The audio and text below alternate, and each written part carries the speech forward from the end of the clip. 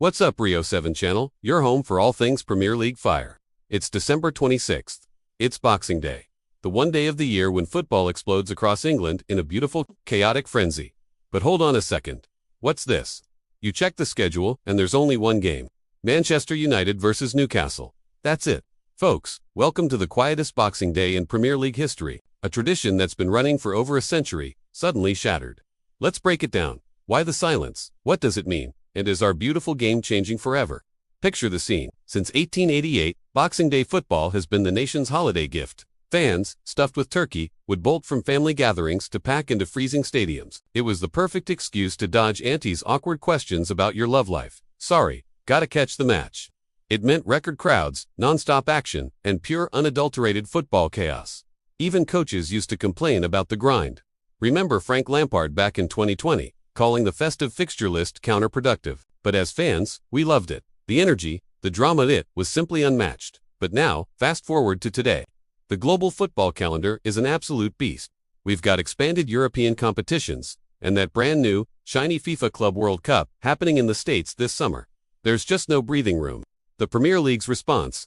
To spread match week 18 across Friday, Saturday, and Sunday. The VA left just one solitary game as a nod to tradition. Manchester United hosting Newcastle at Old Trafford, kicking off at 8 p.m. It feels a bit like showing up to a massive party and finding only the host is there. It's awkward, but you can't help but be intrigued.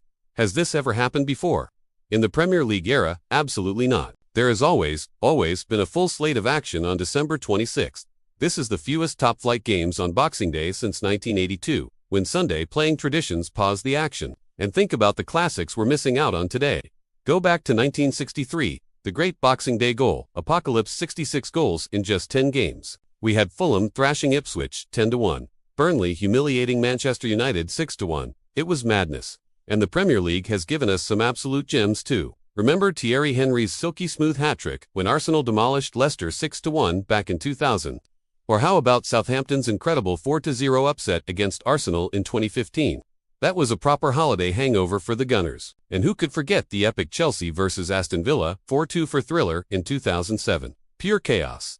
But the ultimate Boxing Day classic. It has to be Manchester United's legendary comeback in 1992.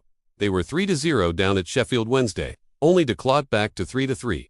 And of course, it was King Eric Cantona who sealed the dramatic point. Speaking of United, they basically own Boxing Day. They have 22 wins in the Premier League era on this day, 54 in their entire top-flight history. It's sheer dominance, so it's fitting they're the lone guardians of the tradition this year. So, what's the tactical thinking behind the Premier League's decision?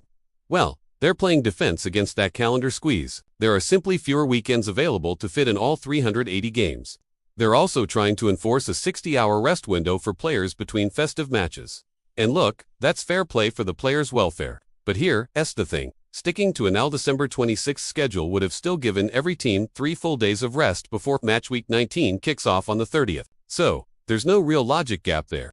The real dilemma is this. Boxing Day falls on a Friday this year. If the league went Elin on Friday, that would leave Saturday and Sunday completely blank.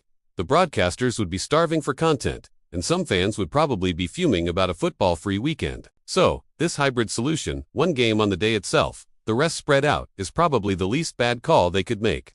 It's a way to nod to tradition while still filling the airwaves.